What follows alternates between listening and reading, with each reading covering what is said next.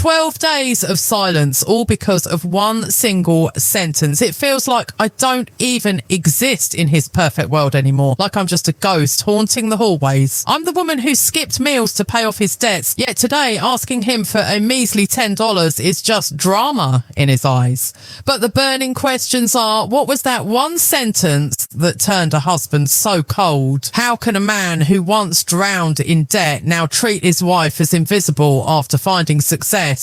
Will I swallow my pride once again in this lonely foreign land, or will I finally find my own path? And where does this nightmare actually end? To find the answers and uncover the heartbreaking details of this story, this is Sneha with you. Let's dive deep into this harsh reality. The house settles at night in the sprawling suburbs of America, where the lawns are manicured to military precision and the mailboxes stand like silent sentries in the moonlight. There is a particular kind of quiet. It isn't the peaceful silence of nature. It is the heavy, pressurized silence of things left unsaid. It is the sound of drywall holding back screams. Tonight, the digital clock on the bedside table reads 11:42 p.m. The red numbers flickered, the only source of warmth in a room that felt like a meat locker. The central air conditioning hummed its low, monotonous drone, pumping chilled air into a space that was already freezing from the inside out. 12 days. It has been exactly 12 days since the last time my husband looked me in the eye. 12 days since the sound of my voice triggered anything other than a blank, glossy stare. I lay there, the expensive Egyptian cotton sheets feeling like sandpaper against my skin, listening to the rhythm of his breathing. In, out, in, out. It was steady. It was calm. It was the breathing of a man with a clear conscience, a man who hadn't just spent nearly 2 weeks systematically erasing the existence of the woman lying 6 inches away from him. He was asleep, or maybe he wasn't. That was the new mystery that plagued my nights. In the dark, does he open his eyes? Does he look at my back and feel a pang of guilt? Or does he look at me with that same cold detachment, calculating how much longer he can keep this up? I sat up slowly, the mattress springs groaning softly under the shift in weight. I waited for a reaction, a shift in his posture, a grunt, a sigh, anything to acknowledge that another human being was moving in the room. Nothing. He remained a statue under the duvet, his back turned to me, a wall of flesh and bone that had become more impenetrable than the concrete foundation of this house. I slipped out of bed, my bare feet touching the cold hardwood floor. The sensation sent a shiver up my spine, not from the temperature, but from the sudden sharp realization of my own solitude. I walked out of the bedroom, down the long shadowed hallway that led to the living room. The photos on the wall seemed to mock me as I passed. Framed moments of us. There we were at Niagara Falls, smiling, his arm draped possessively over my shoulder. There was the shot from our 3rd anniversary dinner in downtown Chicago. Wine glasses clinking. They looked like evidence from a life I had hallucinated. Who were those people? Because the man sleeping in that room wasn't him. And the woman wandering these halls like a restless spirit, I didn't know who she was anymore. I reached the living room and didn't turn on the lights. The street lamp outside filtered through the sheer curtains, casting long, skeletal shadows across the carpet. I sat on the edge of the sofa, the same spot where I had sat for the last 12 evenings, waiting. Waiting for what? The silent treatment is a term people throw around loosely in relationships. Oh, he's giving me the silent treatment, they say with a roll of their eyes, expecting it to last until dinner. But this was different. This was psychological warfare. It started with a sentence, just one sentence I had uttered in a moment of despair. A sentence that shouldn't have carried the weight of a nuclear bomb. Yet here we were amidst the fallout. I closed my eyes and replayed the last 12 days. The routine had become a grotesque pantomime of domestic life. Morning would break. I would go to the kitchen, the heart of this suburban fortress. I would brew the coffee, a dark roast he liked. The aroma would fill the kitchen, promising normalcy. He would walk in, dressed in his crisply ironed shirt, his tie perfectly knotted. I would say, "Good morning." He would walk past me to the coffee pot. He wouldn't blink, he wouldn't nod, he would pour the coffee, the liquid splashing into the mug, the only sound in the room. He would add his sugar. He would stir, clink, clink, clink against the ceramic. That sound was deafening. Then he would pick up his car keys and walk out the door. The garage door would rumble open, his car would back out, and the silence would rush back in, filling the vacuum he left behind. I became a ghost. Have you ever tried to scream in a dream but no sound comes out? That has been my waking reality for 288 hours. Yesterday, I tested the limits of my invisibility. He was sitting right here on this sofa, scrolling through his phone. The blue light illuminated his face, highlighting the slight greying at his temples, a feature I used to kiss. I stood directly in front of him. I blocked the TV. I blocked his view of the rest of the room. I need to buy groceries, I had said, my voice trembling, hovering somewhere between anger and begging. We are out of milk for the baby. He didn't look up. His thumb just kept swiping up on the screen. Swipe, swipe, swipe. I waved my hand in front of his face. Can you hear me? Am I dead? Tell me if I'm dead so I can stop trying. He simply shifted his body to the left, leaning around me to get a better angle on the television where a baseball game was playing on mute. He reached for the remote and turned the volume up by 2 notches. That was his response. 2 notches of volume. Sitting here now in the dark, my heart began to hammer against my ribs. A terrifying thought began to take root in the back of my mind. This wasn't just pettiness. This wasn't just a husband sulking because his wife snapped at him. You don't ignore someone for 12 days over a single sentence unless you have been waiting for an excuse. The air in the living room suddenly felt thick, cloying. I looked over at his briefcase sitting by the front door where he had left it. He had come home late tonight. He said he had a meeting. Well, he didn't say it to me. He said it on the phone to someone else while he was walking into the house, ensuring I overheard but never addressing me directly. But there was something else. Tonight, before he went to sleep, I saw him check his wallet. I was pretending to read a book, watching him through the reflection in the vanity mirror. He opened the leather bifold. I saw the green edges of bills. Hundreds, maybe more. He had told me he was broke. He had told me we were struggling. My eyes shifted from the briefcase to the hallway leading back to the bedroom. The silence of the house seemed to be pressing against my eardrums, a high-pitched ringing. Why does a man with money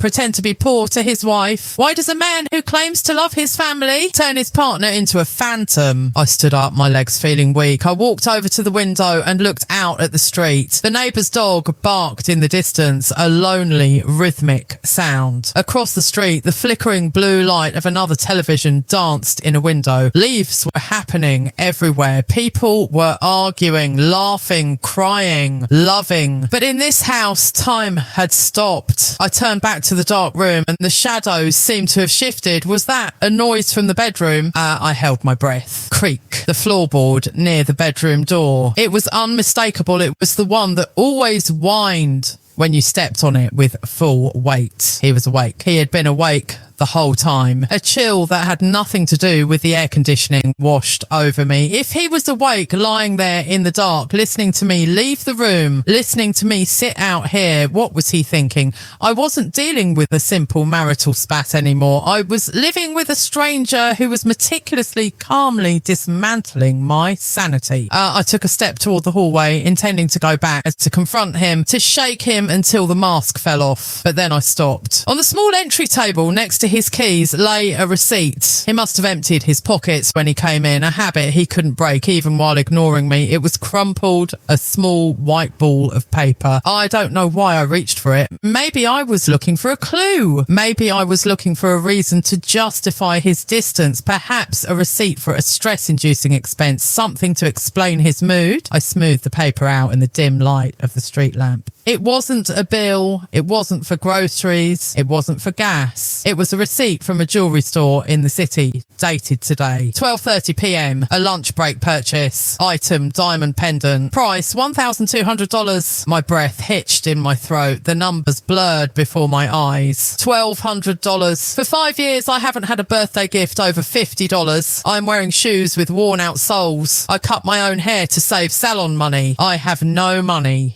He had said, budget is tight. He had said, so who was this for? It certainly wasn't for the invisible woman haunting his hallway. The silence in the house suddenly changed. It wasn't empty anymore. It was screaming. The realization hit me with the force of a physical blow, staggering me back against the wall. He wasn't just ignoring me. He wasn't just punishing me for a sentence I said 12 days ago. He was replacing me. And as I stood there clutching the damning piece of paper, the floorboard creaked again, louder this time. time. I looked up down the dark hallway. The bedroom door was open, and standing there, silhouetted against the faint light of the digital clock, was a shape. He was standing in the doorway, watching me. He wasn't sleeping, he was watching me read the receipt. And for the first time in 12 days, the silence felt dangerous. What happens when the ghost finally finds out she's being exorcised? The figure in the hallway didn't move. He just stood there, a dark void in the shape of my husband, watching me tremble. The game had changed, and I had a terrible feeling that the rules were about to be rewritten in a language I didn't understand. The receipt in my hand seemed to burn, a small square of thermal paper radiating a heat that defied the temperature of the room. $1,200. The number danced in my vision, mocking me as I stood there in the dark hallway with the silhouette of my husband watching me from the bedroom door. My mind didn't scream. It didn't fracture. Instead, it snapped back. It telescoped backward through time, bypassing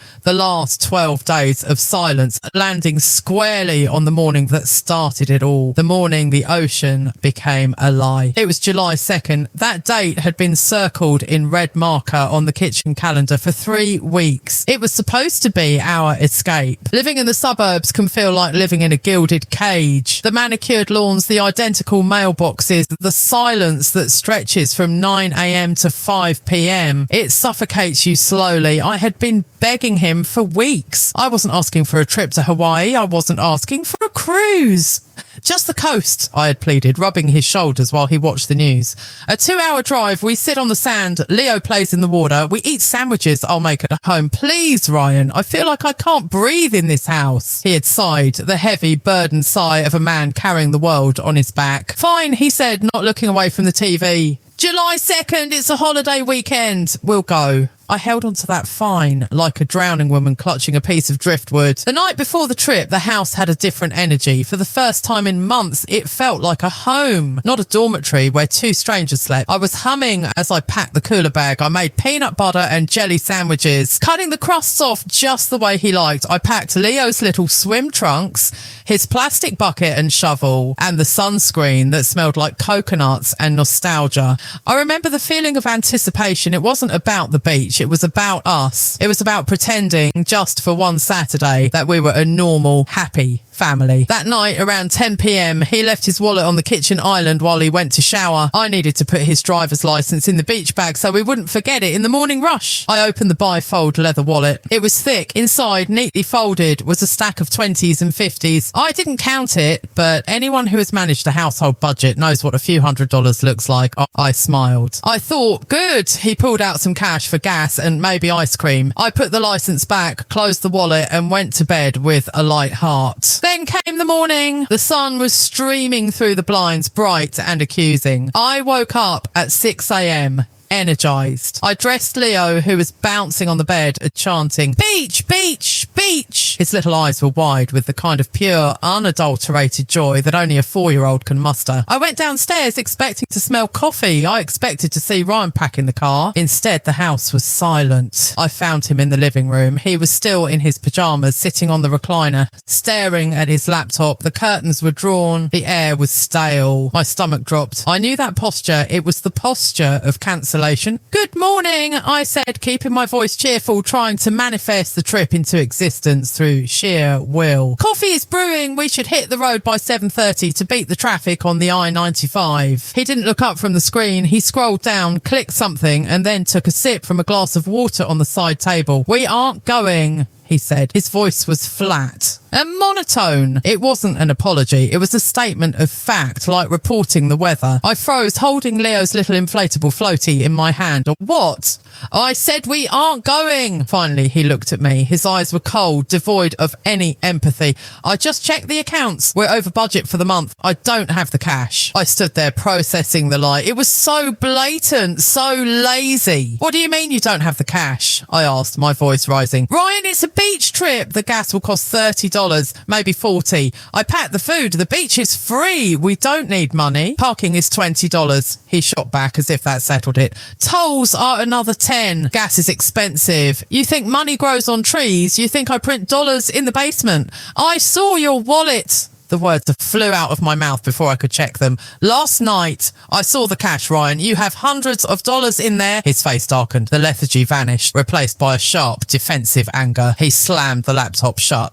You were snooping in my wallet. I wasn't snooping. I was getting your license. Ryan, there is at least $300 in there. We need 50 to make this happen. 50. Are you telling me that your wife and son aren't worth $50? He stood up, towering over me. That cash is for emergencies. It's allocated. You don't understand finances. You just understand spending. You think because there's paper in a wallet, it's yours to burn? We are broke, Sneha. Mentally and financially broke. But you promised, I whispered, the fight draining out of me as I heard Leo's footsteps on the stairs. You promised him! I said, we aren't going, he shouted. The sound echoed off the walls, silencing the house. Leo stopped on the bottom step. He was holding his bucket. He looked from me to his father, sensing the tension, the toxicity radiating in the air. The smile slid off his face. Ryan didn't even look at his son. He walked past me, grabbed the remote and turned on the TV. He sat back down in the recliner, effectively ending the conversation. He chose the morning news over his family. I had to be the one to tell Leo. I had to be the one to kneel down, take the bucket from his hands and wipe the tears that started falling. Before I even finished the sentence, I had to unpack the cooler. I had to put the sandwiches back in the fridge where they sat for 3 days, growing stale, a reminder of the picnic that never happened. But the worst part wasn't staying home. The worst part was watching him that day. He didn't look sad. He didn't look like a man who had been forced to disappoint his family due to financial ruin. He looked relieved. He ordered a pizza for lunch, $25, and didn't bat an eye. That's when I realised it wasn't about the money. $10 for a toll was a luxury when it was for us, but $25 for a pizza he wanted was a necessity. I spent that day in the bedroom, staring at the ceiling, feeling the walls closing in. The humiliation burned. I had to text my sister. Change of plans. Ryan isn't feeling well. I lied for him. I always lie for him. I protect his image while he destroys mine. And now, standing in this dark hallway 12 days later,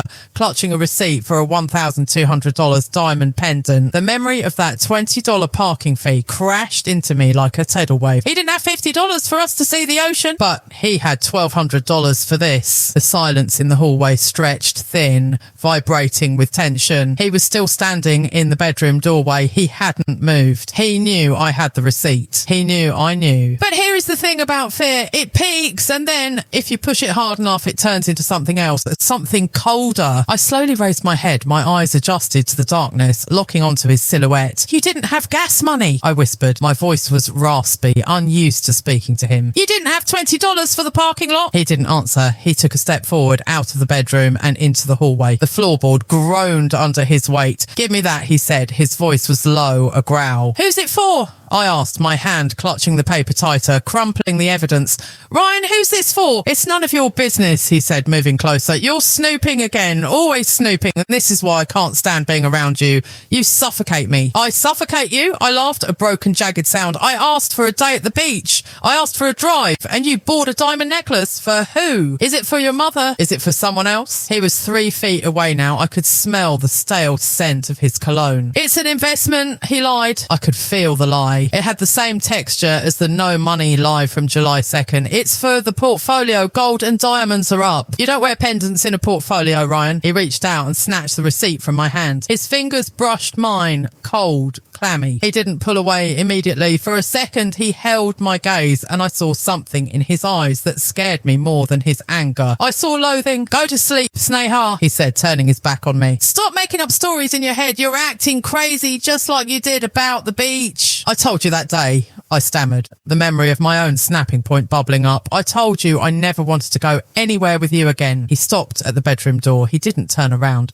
And I'm granting your wish, he said softly. Aren't I? I haven't asked you to go anywhere in 12 days. You should be happy. I'm doing exactly what you asked. He walked into the bedroom and closed the door. Click! The lock turned. I stood alone in the hallway, the sound of that lock echoing like a gunshot. He had locked me out, not just of the room, bedroom, but of the narrative. He had twisted my pain, my one moment of outburst, and weaponized it to justify his betrayal. But the receipt! He took the paper, but he couldn't take the information. $1,200. July 2nd was a lie. Every "I'm broke" was a lie. I looked down at my hands. They were trembling. But as the shock began to fade, a new sensation started to creep in. It started in my stomach and spread to my chest. It wasn't sadness anymore. It was clarity. The ocean was a mirage. The marriage was a mirage, but the diamond was real. And if there was a diamond, there was a recipient. I turned away from the closed bedroom door. I didn't go back to the couch. I walked into the kitchen, illuminated only by the light of the microwave clock, and I pulled out my phone. If he was playing a game of secrets, he had forgotten one thing. I managed the household. I paid the internet bills. I knew the passwords. He thought he had changed. He thought the silence was his weapon. He thought by not talking to me, he was controlling me. But silence works both ways. In silence, you can hear things you missed before. In silence, you can plan. I sat down at the kitchen island, the cold granite seeping into my skin. I unlocked my phone. "Okay, Ryan," I whispered to the empty room. "Let's see where the money really goes." I opened the banking app. What I was about to find would make the beach trip lie look like a mercy. The blue light of the smartphone screen was harsh against my eyes, a stark contrast to the enveloping darkness of the kitchen. My thumb hovered over the banking app icon. Face ID recognised me instantly, a small mercy in a night of betrayals. The little spinning wheel turned for a second, loading the truth that Ryan had tried to bury under 12 days of silence. Accounts updated. The numbers populated the screen.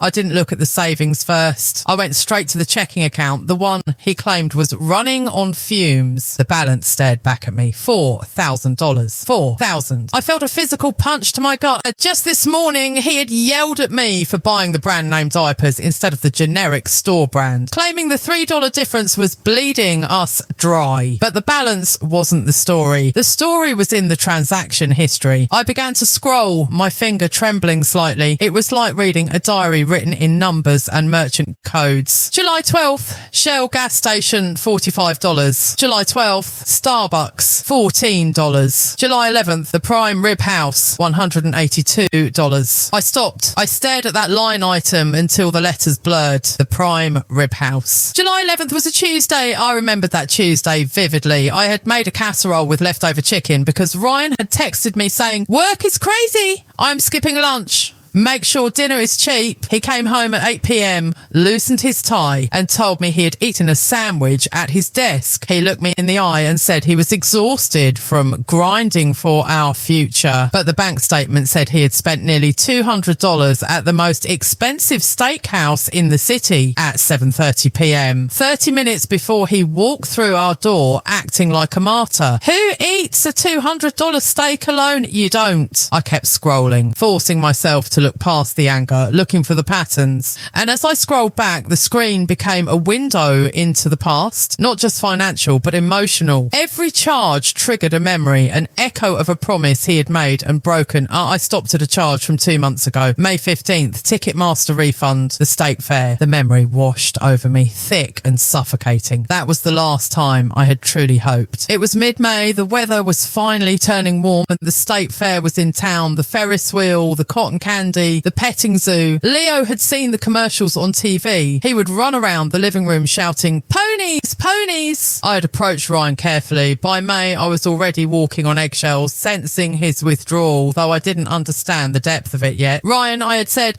"let's go to the fair on Sunday, just for a few hours. Leo is dying to go." He had smiled, actually smiled. "Sure," he said, "that sounds fun. I haven't had a funnel cake in years." He bought the tickets online. I saw the confirmation email. I felt a surge of relief so profound it made me want to cry. He's coming back to us, I thought. Whatever stress he's under, it's passing. Sunday came. I dressed Leo in his best denim overalls. I packed a bag with wet wipes and water bottles. I was ready by 10 a.m. 10 a.m. passed. Ryan was still in bed. 11 a.m. He came downstairs, scratching his head, looking groggy. "Are we getting ready?" I asked, trying to keep the desperation out of my voice. He opened the fridge and drank juice directly from the carton. "I don't know, Sneha. I've got a headache, a migraine actually." "Take an Excedrin," I suggested. "We can go later, maybe 1 p.m. "It's too hot," he grumbled. "And the crowds, I can't deal with crowds today. My anxiety is through the roof." "But the tickets, refund them." he snapped. Or go by yourself, I don't care. I can't take him alone, Ryan. It's a 2-hour drive and the parking is a nightmare and I wanted us to go as a family. Stop pressuring me, he had shouted, slamming the carton onto the counter. Why is it always about what you want? Can't I have one day of rest? Is that a crime? We didn't go. I spent the afternoon in the backyard pushing Leo on his swing while he asked, where are the ponies, mummy? Over and over again. I told him the ponies were sick. I lied to my son to protect the image of his father. I looked down at the phone screen, the refund from Ticketmaster. But right below it on the same day, May 15th, there was another charge.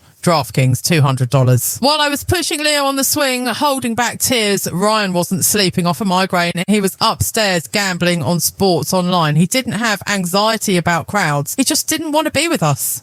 We were boring. We were an obligation. The realization made me nauseous. But nothing, not the steak dinner, not the gambling, hit me as hard as the memory of the sentence that he was now using as a weapon to silence me for 12 days. It happened 2 weeks ago, the day before the silence began. We were in the car. It was a rare occasion where we were driving together to the grocery store. I had asked him to come because the bags were getting too heavy for me to carry alone with my bad back. Another thing he ignored. I was trying to make conversation. The summer is almost over, I said softly. We haven't done anything.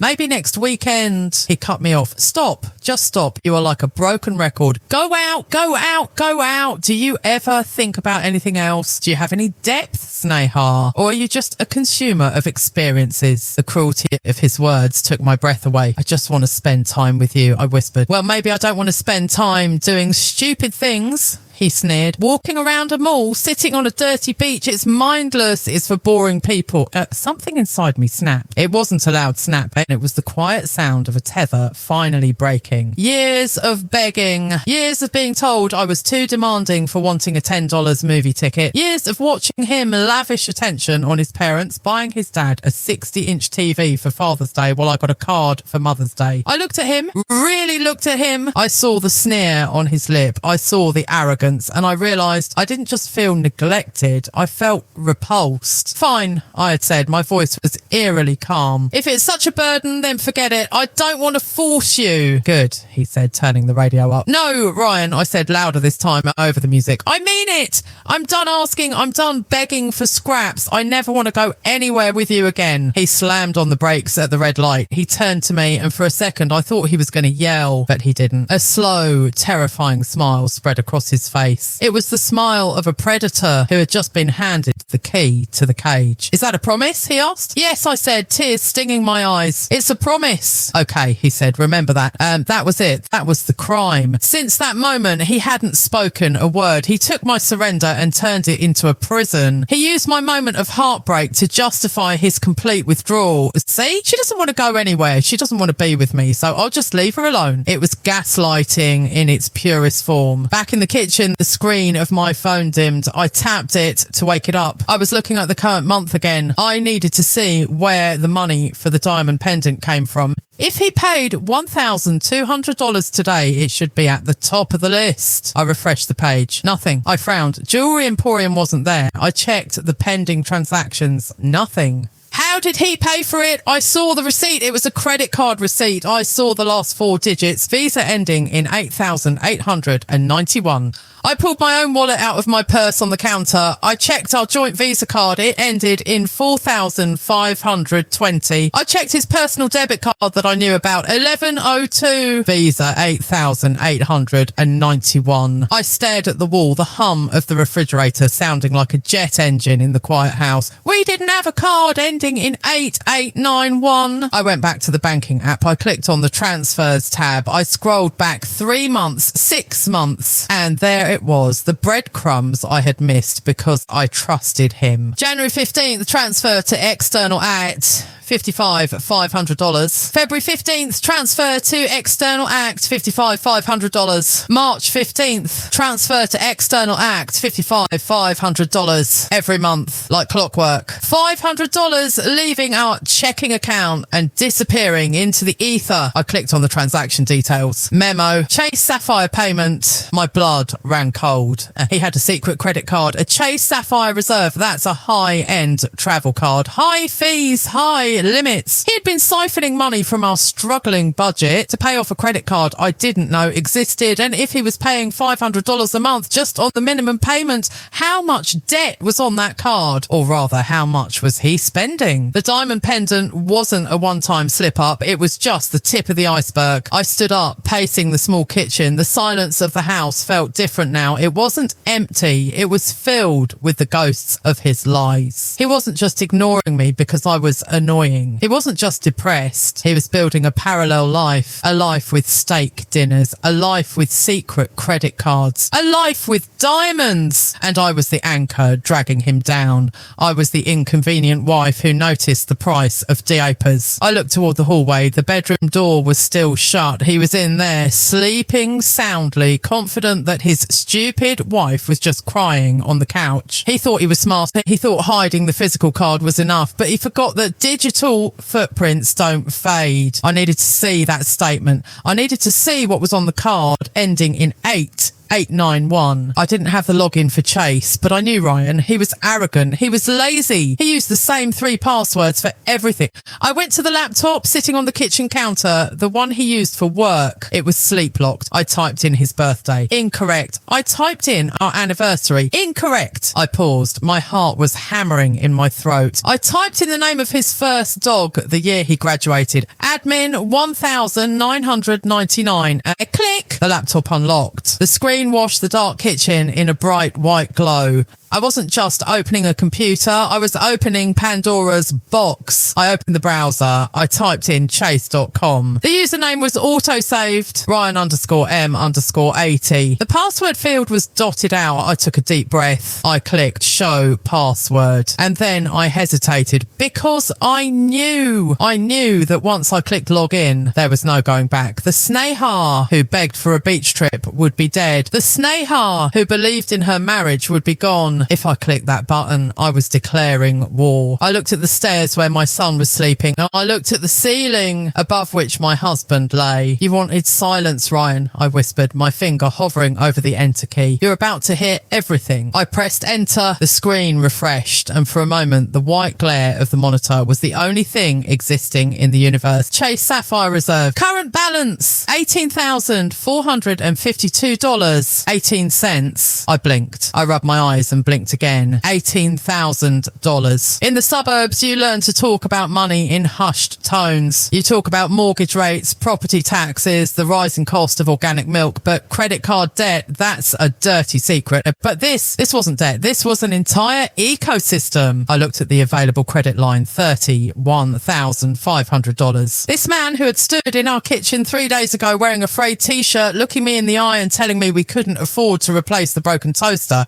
had access to $50,000 of credit. A low guttural sound escaped my throat, half laugh, half sob. The sheer absurdity of it was paralysing. I had spent the last week gluing the sole of my sneaker back together with super glue because he said, Sneha, we have to wait until the bonus comes in December for new shoes. I sat down on the bar stool, my legs suddenly unable to support me. I began to scroll. If the checking account was a history of his lies, this credit card statement was the autobiography of a stranger. June 12th, the Ritz-Carlton Spa, $350. June 14th, Nordstrom, $480. June 20th, Ticketmaster VIP package, $600. I stared at the Ticketmaster charge, Beyonce ticket. I remembered that night he had told me he was working late on a quarterly audit. He came home at 1 a.m. smelling of sweat and office coffee. He had groaned, rubbing his temples, complaining about his boss. I had massaged his neck. I had heated up a plate of leftovers for him. I had whispered, I'm so sorry you work so hard for us. He wasn't working. He was at a concert and he wasn't alone. You don't buy a VIP package for one. I felt a wave of nausea so violent I had to grip the edge of the counter. But then I saw something that hurt worse than the cheating. It hurt worse than the other woman. May 10th, Best Buy, $1,200. Item, Apple iPad Pro Pencil. My son, Leo. Leo had been asking for a tablet for 6 months. Not a Pro, just a cheap, basic tablet to watch his cartoons cartoons and play his learning games. His old one had a cracked screen that cut his finger once.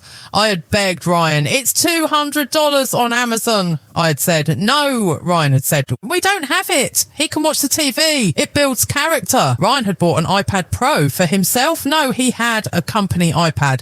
This was a gift. I scrolled further back. The ledger of his spending was a ledger of my deprivation. April 05, Sephora, $210. I haven't bought makeup in 2 years. I use a drugstore moisturiser that costs $8. March 22nd, Lululemon, $180. He wears old gym shorts from college. Who is wearing Lululemon? And then the dagger to the heart. February 14th, Zales Jewelers, $450. Valentine's Day. On Valentine's Day, he came home with a single red rose he bought from the gas station. The plastic wrapper was still on it. He threw it on the table and said, "Happy Valentine's, babe. Sorry, didn't have time to get anything else. Plus, it's a Hallmark holiday, right? A scam." I had cooked a 3-course meal. I had worn my wedding sari. I had smiled and said, "It's okay, the rose is beautiful." He had spent $450 at Zales that same afternoon. I wasn't just a wife he had fallen out of love with. I was a prop. I was the backdrop of struggle. He needed to justify his double life. By keeping me poor, by keeping me begging for $10, he maintained control. If I had money, if I had access, I would have left. I closed my eyes and the memories of the early days flooded back. 5 years ago. Ryan was drowning. He had $60,000 in student loans. His credit score was in the trash. He couldn't get a car loan. He couldn't get an apartment. "I feel like a failure," he had cried on my shoulder. "I'll never give you the life you deserve." I was young. I was in love. I was stupid. I went to my father. I took the money my grandmother had left me, my safety net, my runaway fund. I cashed it out. $25,000. I handed it to Ryan. "Pay the high interest loans," I said. "We are a team." He had hugged me. He had wept. "I will repay you," he promised. "Every cent. I will treat you like a queen." I looked at the glowing screen, at the Ritz-Carlton, Nordstrom diamonds. He used my money to clean his slate. He used my sacrifice to build his credit score. And now that he was standing on the summit of financial stability, he had kicked the ladder away, and I was the ladder. "You thief," I whispered into the darkness. "You absolute thief. He didn't just steal my money. He stole my youth. He stole my confidence. He stole the last 5 years of my life." My finger hovered over the trackpad. I needed more. I needed a name. Who was she or they? Was it one person? Was it a series of escorts? I clicked on the Nordstrom transaction details. Usually it just shows the store location. But Ryan, in his arrogance, had ordered online for pickup. Ship to Ryan Miller. Billing address, our home address, shipping address, 404 Elm Street, App 3B, City Centre, 404 Elm Street. I froze. I knew that building. It was the Lofts at the Park, a trendy, expensive complex downtown near his office. He wasn't just buying gifts. He was paying rent, or was he keeping someone there? I quickly opened a new tab and typed in the address. Zillow popped up. Rent estimate, $2,800 month. I went back to the bank statement. I searched for $2,800. Nothing. I searched for Venmo. Bingo. July 01, Venmo $1,400. June 01, Venmo $1,400. May 01, Venmo $1,400. He was splitting the rent. He was playing house with someone else. The realization was so cold, so clinical, that it stopped my tears. You don't cry when you find a murder weapon. You analyse it. He was living 2 lives. Life A, the suburbs, the nagging wife, the screaming child, the budget, the silence. Life B, the city loft, the girlfriend, the concerts, the steak dinners, the diamonds. I was the funding for Life A, labour, childcare, housekeeping. His salary was funding Life B, and suddenly the silent treatment made perfect sense. He wasn't ignoring me because he was mad. He was ignoring me because he was bored. He was detaching. He was practising leaving. The sentence, "I never want to go anywhere with you again," wasn't an insult to him. It was a permission slip. I looked at the time on the laptop, 2:15 a.m. I had to get off the computer if he woke up, but I couldn't stop. I needed to see one more thing. The medical bills. 6 months ago, I had a terrifying scare, a lump in my breast. It turned out to be a cyst, benign, but for 2 weeks I was paralysed with fear. The biopsy cost $400 out of pocket. Ryan had thrown a fit. "Why didn't you go to the in-network clinic?" he had yelled. "Do you know how hard I work for this money? You're so careless." I searched LabCorp on his statement. Nothing. He had made me pay for my own biopsy from the grocery money I had squirreled away in a jar. But then I saw it. March 10th, CVS Pharmacy, $45. March 12th, GNC, $120. March 15th, Blue Cross Premium Supplementary Parent Plan, $350. It wasn't just buying diamonds for a mistress. He was paying for a premium health insurance plan for his parents, the gold package. I knew that plan. We had discussed it for us and he said it was too expensive, but for his mother's chronic cough, nothing was too expensive. So here was the hierarchy of Ryan's love written in dollars and cents. The mistress, diamonds, rent, travel, top tier. The parents, health, luxury gifts, middle tier. Where himself, steak, tech, comfort, middle tier. The dog, if we had one. Sneha and Leo. I was at the bottom. I was the baseline 0. I felt a sudden urge to smash the laptop on the floor, to scream until the window shattered, to run upstairs and shake him awake and shove the screen in his face. Look at this. Look at what you are. But I stopped. My hand was shaking violently, but my mind was sharpening. If I confronted him now, what would happen? He would gaslight me. It's for work. It's a mistake. You're crazy. Or worse, he would leave. He would drain the accounts, what was left of them, cancel the cards and leave me with nothing but a rental lease I couldn't pay and a child I couldn't support. I had no job. I had no savings. I gave them to him. I had no family in this country. If I woke him up now, I would lose. I needed to be smarter. I needed to be colder than he was. I needed to download this statement. I quickly clicked download PDF. Save to downloads. No, too risky. I inserted a small USB drive I kept in the junk drawer, old photos of Leo. I dragged the file to the USB. Copying the blue progress bar crawled across the screen. 20%, 50%. Creak. My heart stopped.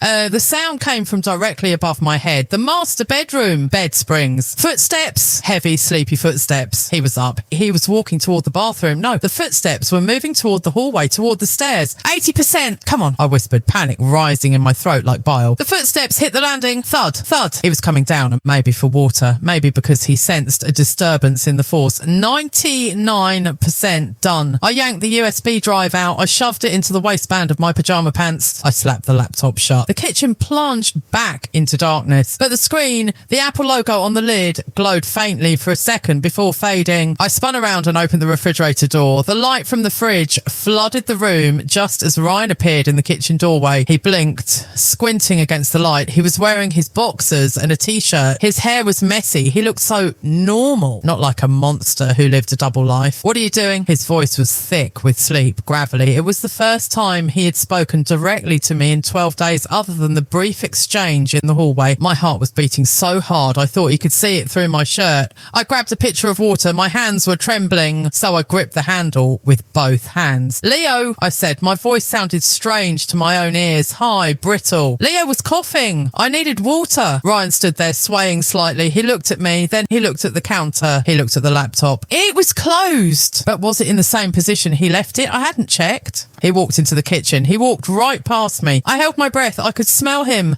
Sleep and the faint, lingering scent of a soap that wasn't ours. The Ritz-Carlton soap? He reached for a glass from the cabinet. He poured himself water from the tap. He drank it in one long gulp. He didn't look at the laptop. He turned to leave. Then he stopped. He turned back to me. The fridge light illuminated half his face, leaving the other half in shadow. A perfect metaphor. You're up late, he said. It wasn't a question. It was an accusation. I couldn't sleep, I said, gaining a tiny bit of courage. I was thinking about the budget, about how we're going to afford groceries next week. He let out a short, derisive huff, a laugh devoid of humour. Always the martyr, Sneha. Always the victim. Go to sleep. You're exhausting. He turned and walked away. I watched him go up the stairs. You're exhausting. I closed the fridge door and the darkness returned. I touched the USB drive against my skin. It was cold, hard plastic. I might be exhausting, Ryan. I thought, a fire igniting in my belly that I hadn't felt in years. But you are careless. He had left the receipt. He had used the same passwords. He had underestimated the stupid housewife. I wasn't just a victim anymore. I was a witness, and now I held the evidence. But evidence of debt and cheating wasn't enough. I needed to know her. 404 Elm Street.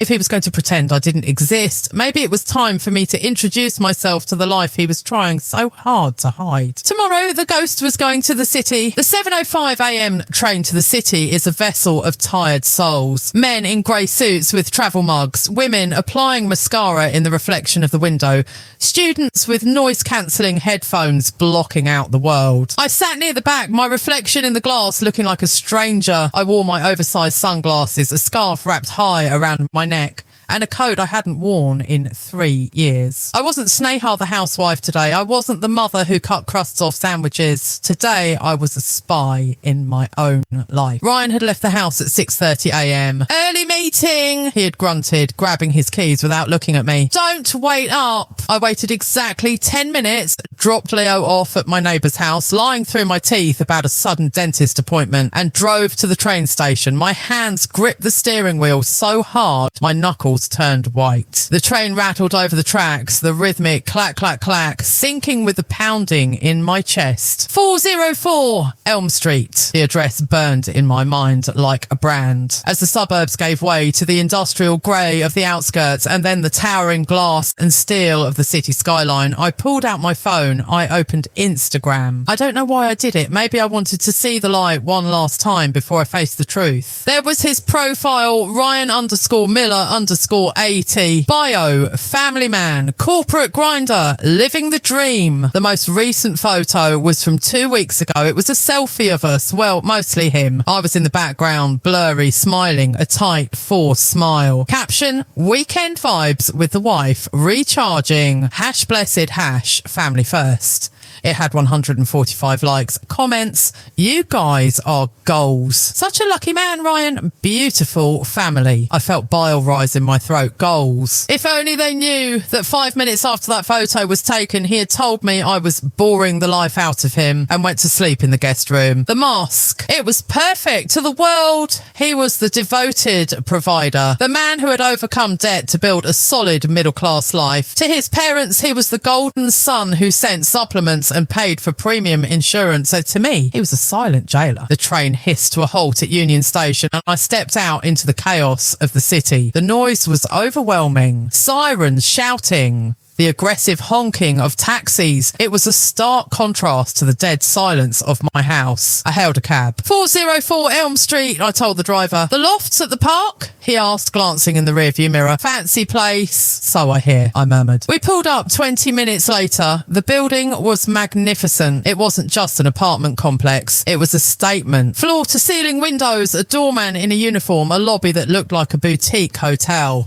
I paid the driver and stood on the sidewalk across the street, huddled near the entrance of a Starbucks. I felt small. I felt cheap. My shoes were scuffed. My coat was out of style. I looked exactly like what I was, a suburban mom who had wandered too far from her natural habitat. I checked my watch. 11:45 a.m. If he was working, he would be at his office 10 blocks away. If he was living his other life, well, lunch was approaching. I ordered a black coffee and sat by the window, my eyes glued to the revolving doors of the lofts. People came and go, young professionals in sharp blazers, a woman walking a French bulldog, a delivery guy with a stack of Amazon packages. And then at 12:10 p.m, the revolving door spun. My breath hitched. The world seemed to tilt on its axis. It was him. Ryan walked out. He wasn't wearing his suit jacket. His tie was loosened. He looked relaxed. He was laughing. I haven't seen him laugh in 2 years. Not a real laugh. Not like this. His head was thrown back, his eyes crinkling at the corners. He looked 5 years younger.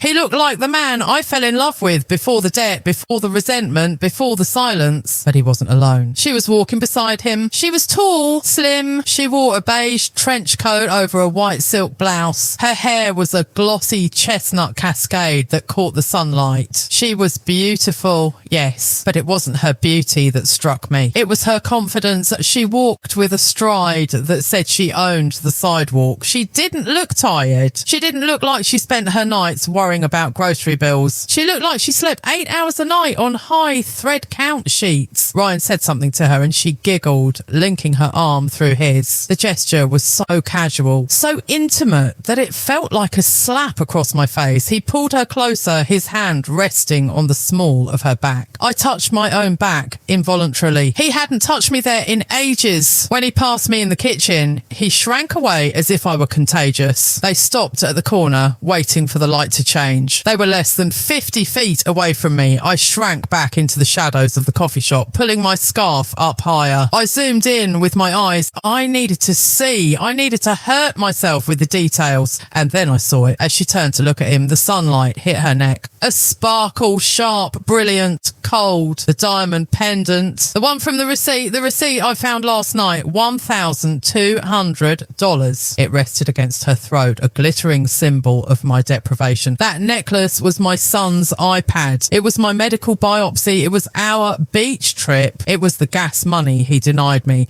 It was my life melted down and crystallized around the neck of a stranger. I watched them cross the street. They were heading toward a bistro with outdoor seating, a place with white tablecloths and wine glasses sparkling in the sun. Ryan pulled out her chair for her. He sat down opposite her. He leaned in, listening intently to whatever she was saying. I remembered the last time we went to dinner 3 years ago. He spent the entire meal checking his emails, and when I tried to tell him about Leo's first words, he had said, "Can we just eat in peace? I've had a long day." Here he had no phone in his hand. He was present. He was engaged. He wasn't incapable of love. He wasn't incapable of attention. He was just incapable of giving it to me. My phone buzzed in my hand. A notification. Instagram Ryan_Miller_80 posted to his story. I stared at the phone. He was posting now from the table. I clicked the circle. The photo was of a laptop screen with a half-eaten sandwich on a desk. Caption, grinding through lunch, no rest for the wicked, #hustle,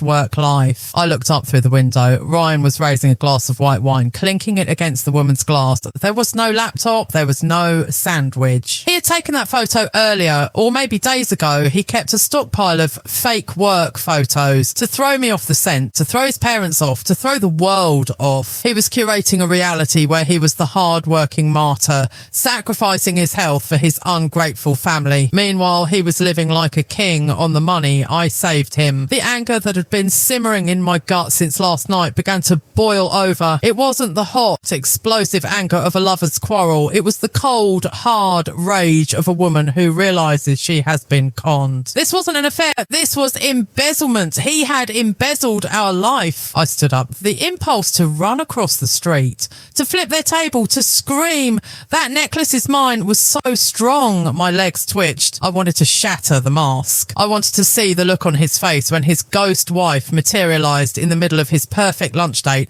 I wanted to see her face when she realised her boyfriend was a married father of one who refused to buy his son a toy. I took a step toward the door. My hand touched the handle, but then I stopped. If I went out there now, what would happen? He would deny it. He would say she was a client. He would say I was crazy, stalking him, embarrassing him in front of a business associate. He would spin it. He was a master spinner. And even if I proved it, what then? He would cut me off. He would cancel the cards. He would lock the accounts. He would leave me stranded in the city with nothing. I looked at the woman again. She was laughing at something he said. She looked happy. She had no idea. Or maybe she did. Maybe she didn't care. But looking at her, I realised something terrifying. She wasn't the enemy. She was just the shiny new object. The enemy was the man sitting across from her. The man who could segment his heart like a partitioned hard drive. I let go of the door handle. I wasn't ready to blow it up yet. Not until I had everything.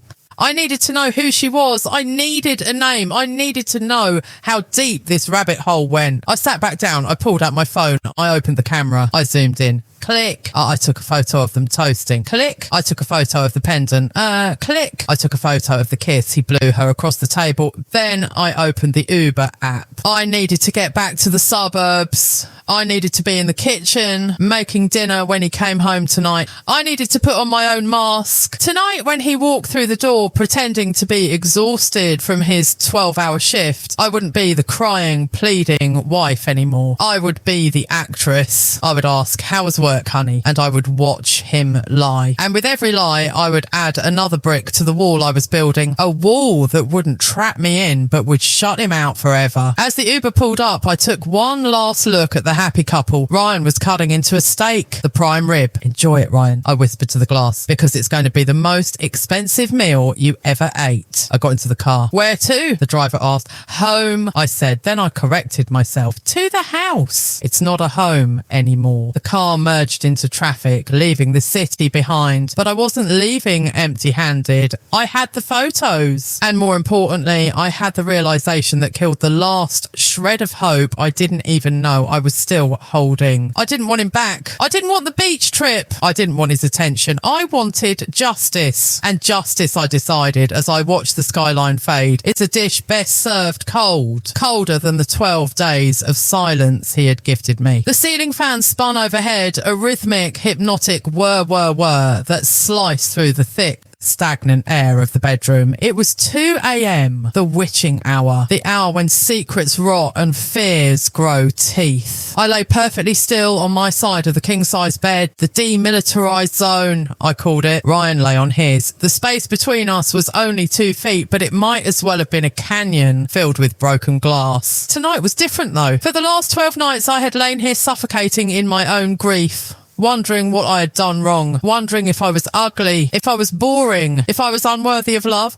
But tonight, my heart wasn't racing from anxiety. It was racing from adrenaline. The dinner performance had been Oscar worthy. When Ryan had come home at 7:30 p.m, dragging his feet, rubbing his eyes, carrying the scent of the city in Chardonnay on his clothes, I hadn't been crying on the couch. I hadn't asked him, "Why are you late?" with a trembling voice. I had been in the kitchen, humming. I had set the table. I had made his favourite lasagna. "Hi, honey," I had said, turning to him with a bright, practiced smile. "Dinner is ready. You must be exhausted from the audit." He had frozen in the entryway, his keys halfway to the bowl. He looked at me like I was a malfunctioning appliance, and he was expecting the sad, broken wife. He was expecting the silent treatment battle to continue. My normalcy threw him off balance.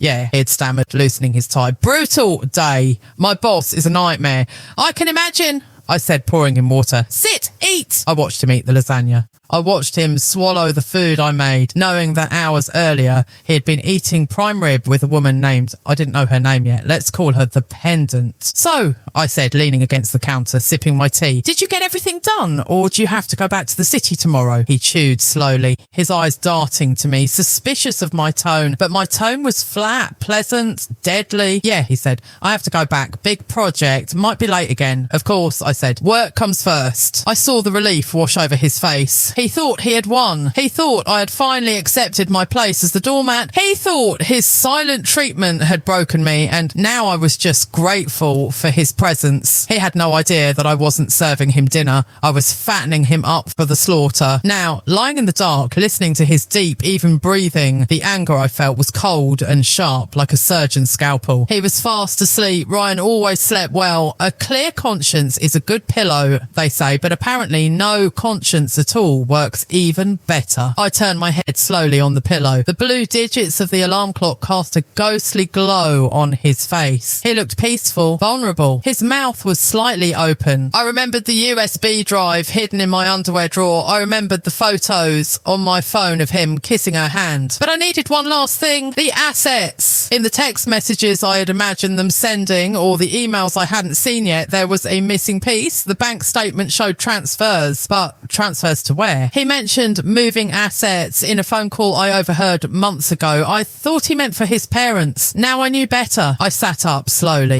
inch by inch. The mattress was memory foam. It didn't creak. Thank God for expensive bedding. I looked at the nightstand on his side. His phone was there, face down, charging. But I knew his phone was a fortress, and I had already seen the bank app. I needed to see the plan. I looked at the chair in the corner of the room. His briefcase.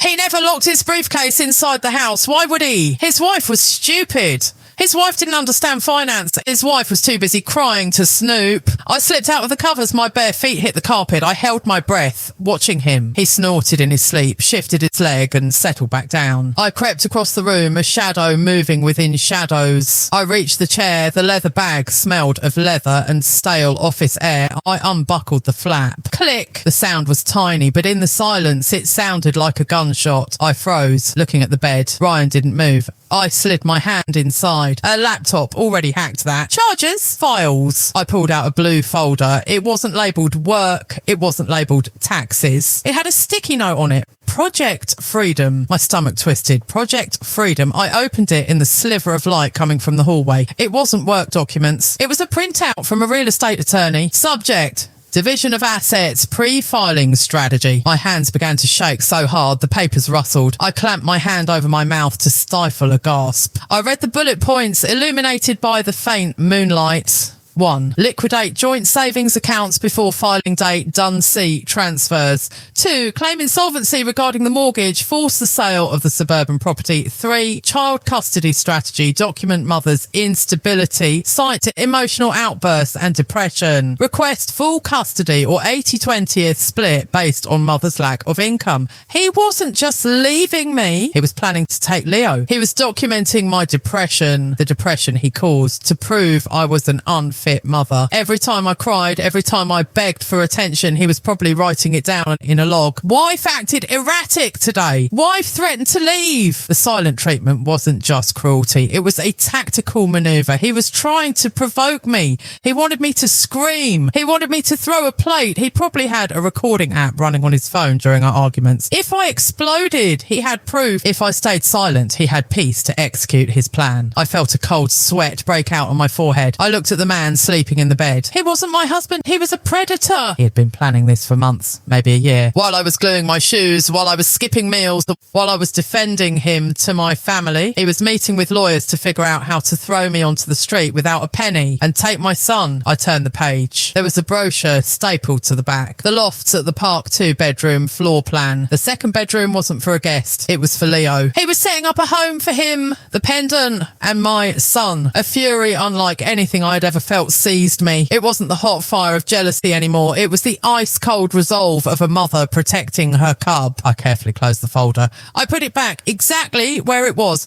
I buckled the bag. I stood there in the darkness looking at him. I realised then that the woman who walked into this room 10 minutes ago was gone. The victim was dead. He wanted a war. He wanted to use the legal system to destroy me. Oh, he forgot one thing. He forgot that I was the one who balanced the books when we were poor. He forgot that I was the one who knew where the bodies were buried because I helped dig the graves for his debt. And he forgot that he was currently sleeping. I crept back to the bed. I didn't get under the covers. I stood over him. I looked at his peaceful face. Project freedom, I whispered soundlessly. He wanted freedom. I would give him freedom. I would free him from his job. I would free him from his reputation. I would free him from his bank accounts. I looked at his phone again. I needed to know one more thing. I needed to know the timeline. When was he planning to drop the bomb? I picked up his phone. He had changed the passcode recently. I knew that.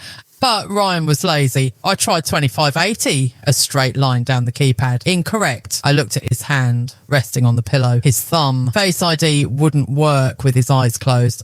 But Touch ID on the banking apps might if he had an older setting, but this was a new iPhone. Wait, his Apple Watch. It was sitting on the charger next to the phone. It was unlocked because he hadn't taken it off his wrist until he got into bed. As long as it was near the phone, sometimes the notifications previewed. I tapped the watch face. A text message from Jessica, the pendant, was sitting there from 11:30 p.m. Jay, is it done? Did you talk to her? I couldn't scroll back. I needed the reply. But then another notification popped up, a calendar reminder for tomorrow morning at 9 a.m. Meeting with HR regarding 401k beneficiary change. He was changing the beneficiary on his life insurance and retirement fund, removing me. Tomorrow, the clock was ticking louder now. I had less than 12 hours. If he went to that meeting tomorrow, I would lose any claim to his future assets. If he filed the papers next week, he would freeze the accounts. I had to act now. I put the watch back.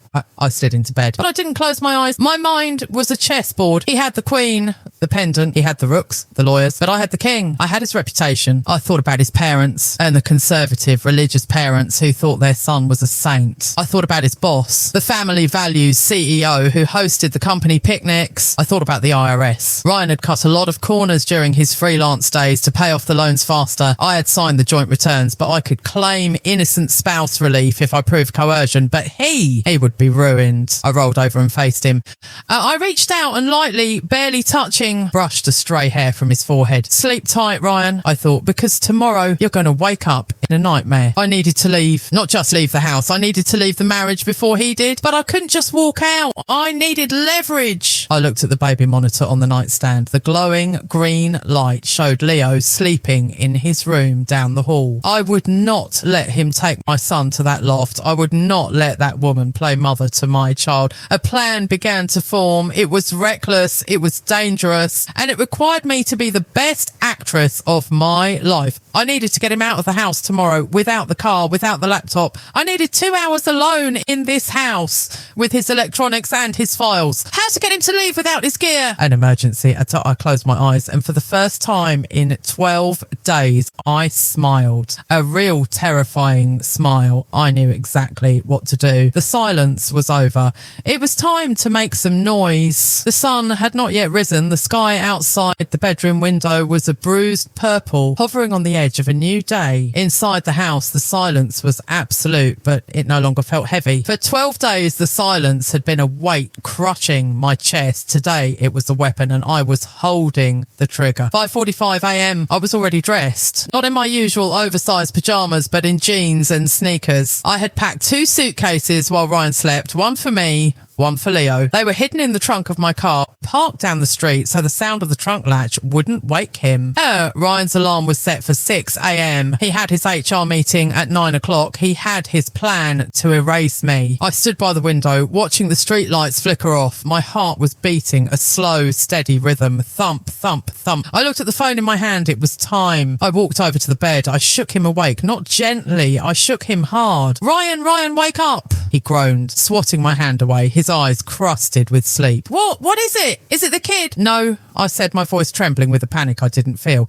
It's your mum. The neighbour just called the landline. She said there was an ambulance in the driveway. She thinks your dad collapsed. Ryan sat up like he had been electrocuted. The fog of sleep vanished instantly. What, Dad? What happened? I don't know, I cried, handing him his jeans. She said they were rushing him to St. Mary's Cess. You have to go now. He didn't ask questions. He didn't check his phone. He didn't look at me with suspicion, because in Ryan's world, his parents were the only things that mattered. His Project Freedom could wait. His father was dying. He scrambled into his clothes, hopping on one foot to pull his pants on. Where are my keys? Where are my keys? They're on the hook, I shouted, pointing to the door. Just go. I'll get Leo up and we'll meet you there. Go. He grabbed his keys. He didn't grab his briefcase. He didn't grab his laptop. He grabbed his wallet and his phone, and he ran. I heard the front door slam. I heard the engine of his SUV roar to life. I heard the tyres screech as he peeled out of the driveway, racing toward a hospital where his father was currently sleeping soundly in his bed, perfectly healthy. I watched the red taillights disappear around the corner. The silence returned to the house.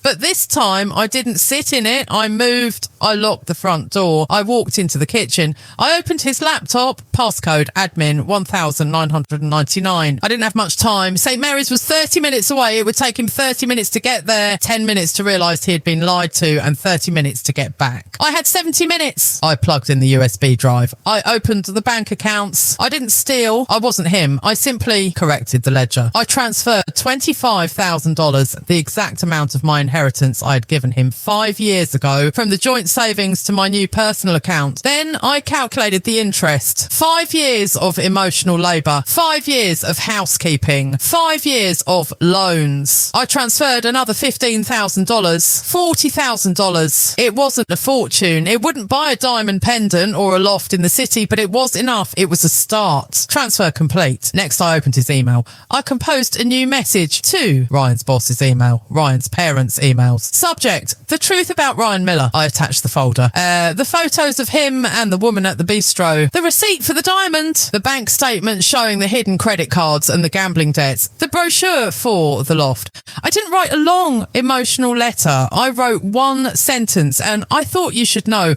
where the company funds and the family savings are really going. I hovered over the send button. This was the nuclear option. If I sent this, there was no going back. He would lose his job. He would lose his reputation. He would be destroyed. I thought about the night I begged for a $10 beach trip. I thought about the way he looked past me for 12 days. I thought about Project Freedom and his plan to take my son. I clicked send. Message sent. I closed the laptop. I left it on the kitchen island right next to his empty coffee mug. I ran upstairs. Leo was still asleep, a little lump under his Paw Patrol blanket. I gently shook him. Baby, I whispered, wake up, we're going on an adventure. He rubbed his eyes. Beach? he asked, hopeful. Better, I said, kissing his forehead. We're going on a road trip, just you and Mommy. I dressed him quickly. I grabbed his favourite stuffed dinosaur. I grabbed the go bag I had packed. I walked into the master bedroom one last time. The bed was unmade. The room smelled of him. I took my wedding ring off. I placed it on the nightstand right next to the Project Freedom folder I had pulled out of his briefcase. I opened the folder and laid the brochure for the loft on top of it. And on top of the brochure, I placed the receipt for the diamond pendant. A little tableau of his betrayal. I didn't leave a note. He knew why. I carried Leo down the stairs. We walked out the front door. The morning air was crisp,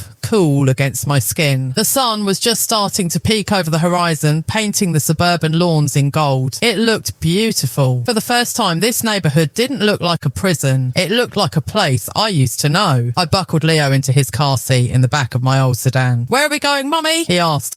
Forward, I said. I started the car. I backed out of the driveway. As I shifted into drive, my phone rang. Ryan calling. I looked at the screen. He must have arrived at the hospital early. Or maybe he called his mum on the way. I let it ring. Ring, ring, ring. I could imagine his face, red veins bulging, panic turning into rage. He was realising that the doormat had grown spikes. He was realising that the stupid wife had outsmarted the genius husband. The ringing stopped. Then it started again. I pressed the green button. I put it on speaker. Sneha! His voice was a roar, distorted by the car's speakers. Where are you? My dad is fine. I'm at the hospital and they have no record of him. What the hell is going on? Why aren't you answering? I drove toward the interstate on-ramp. I merged into the traffic, the car accelerating smoothly. Ryan, I said, my voice was calm, so incredibly calm it sounded like water flowing over stones. Are you crazy? He screamed. This is sick. You made me drive all the way out here. I'm coming home right now and we're going to have a serious talk about your mental state. Do you hear me? I hear you,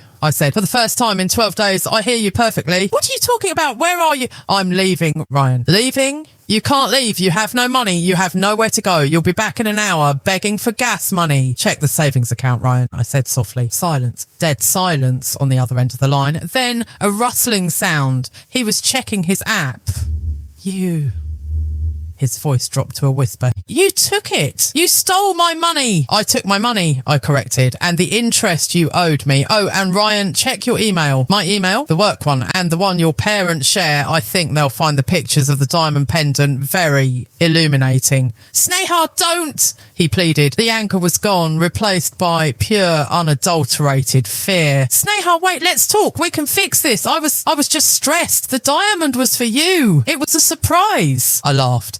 It was a light, airy sound. Goodbye, Ryan. Enjoy the silence. You worked so hard for it. Sneha! Sneha! I pressed the red button. Call ended. I rolled down the window. I took the phone and I threw it. I watched it tumble onto the side of the highway, shattering against the concrete barrier. I was untraceable. I had cash. I had my son. And for the first time in 5 years, I had myself. Mommy, wind! Leo giggled, feeling the breeze rush through that open window. Yes, baby, I said, tears of relief finally spilling over my cheeks, cooling in the wind. That's the wind. I turned on the radio. A classic rock song was playing, something about freedom. I didn't know exactly where I was going, maybe to my sister's in Canada, maybe just to a motel with a pool where Leo could swim. It didn't matter. The nightmare of the suburbs was receding in the rearview mirror. The perfect husband was a ghost I had exorcised. I took a deep breath, filling my lungs with the air of the open road. The silence wasn't empty anymore. It was full of possibility. I was no longer the woman waiting for permission to live. I was the driver! And as the sun fully crested the horizon, illuminating the endless road ahead, I whispered one last thing to the wind. A promise to the woman I used to be. We aren't just surviving anymore, Sneha. We are awake. The car sped up, merging into the fast lane, driving away from the shadows and into the light.